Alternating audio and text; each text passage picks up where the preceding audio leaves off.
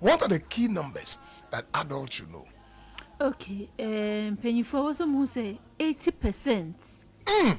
Or hanchima do watch Or hanchima of premature death, no. Preventable. You bet me wow. From lifestyle changes. Just say, no. And yema ebeku no.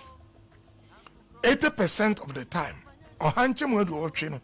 You bet me assess, you bet me adanis adi no. You bet me adanis adi. Wow. Enti say we did diemu. And I can we did diemu. And na those are all exercise. Alcohol, yeah, come once in man. Obi no medro cry, yes, manunum alcohol. Obesunum. Better now, what? Enti say yet mean yes, and my winning na ka premature death be brain. And kaede ejai. Okay. And 47%. Edward Nanson. And no for reduction. Omo penny fees no. Omo she ase pa. Into better yes your grandma she ase. Or ko bathroom no she ase and all bathroom no she ase. Sa I shall say 47% of it no.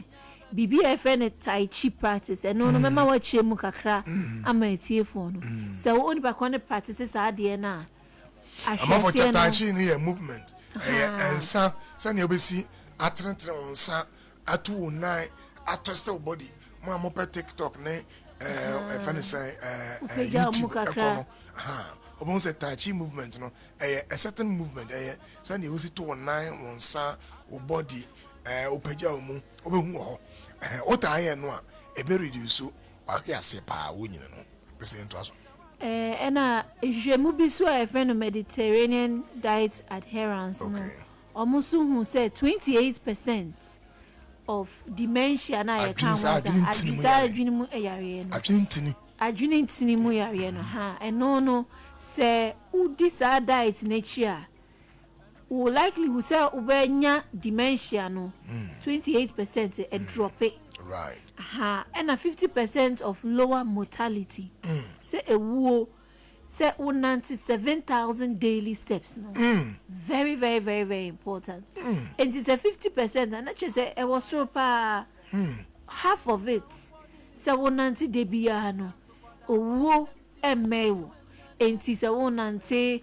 wo ye exercise ni na no eboa pa se ne be ya wo emma ye nchen and purpose se wo buta e bi wo abrabo mu na wo hu se ma abrabo no edi mu me ye impact bi wo ni pe abrabo mu a bibi e fe ne to hoku study no omo hu se eboa nipa 5 to 7 years longer health span.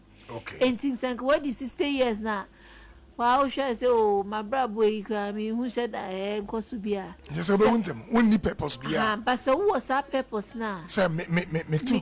Me boa me nananom. Me yes, bibi o hanya besa me. Expanding your life, to about 5 to 7 years. Hey! And until Bible no dear on control. And it is all to 1 hour here, no one here. You must do something. As a self baby, be our a retired teacher, retired nurse. But me, I'm afraid you crown how what we are good in maths. Experience be a winner. Now what share mistakes be aware, nini na mal purpose in your old age. And loneliness no so ye di kayaka. So mom penny fears no. So we lonely or mu feel so be ni omo increase mortality risk so wound them no 26%. Enti asena e ka se wo so ni nipa enya nkita hodie na hu so obi ben so nipa ko ni nchen kwa unim so obi do me obi dwe me ho no very very very very very important. Enti some information when I was say hu say dementia risks no ahwiase premature death ni na if I lifestyle home if I apomodient yet since ya pomodin ni na very very important. I was say empenyufo ehu na eboa omo ewo mu enyini mu. All right. I was for Presla yeah the nasi papa na me say it's never too late to start. If you say we actually say your body responds to positive interventions at every age, even in your 80s. And to the so when you at the pedia, a bebwana, so where the infeared watch your crampa, whom say and fastude abaho, entinante, the tramapum, a strength builds muscles, even in non-engineers. I just say, if you say when you strength training, say, oh, push you on some against the wall, now I say, oh, try say, obey push ups, crack, or say, a more muscles, no, a young one number on sound, one number was a man if you class a year, even woman, Eddie and Fair Edward Ecocorano. So, yet, sad no cry, Obum Sahuane, the brain forms new connections until death. The adrenal, if I be a synapse, just a kaka. Now the more connections are among forming, the more healthier or the healthier you become. Not just say and you're too late. Number 3 is say your lifestyle choices change how your genes are expressed. Starting today, until the year we'll see where you're on the well. Bibiana woody on to me now when you exercise. I mean, now we epigenetically no. Now, genes no so if you say epic. Until your genes will express it. Your genes are as a DB in mediation pedimua and the chere or tenting or tuntum or coco, Sadia Usikasa, with jeans na a quire before swa or show and a boama with jeans no 8 years person well. And it's not too late. Don't forget that it's not too late. And if you try to say the goal is not just a longer life, 10 years, and yes, say, I check and you're not the goal. The goal is that you will live longer, but a longer health span. Say, Obatanasiache, now so, Obatanasiache, and war, apomodin papa, apomodipa, obi can't say, me fear, dear, Sikani ho, Namonina or Namasekai, and bet.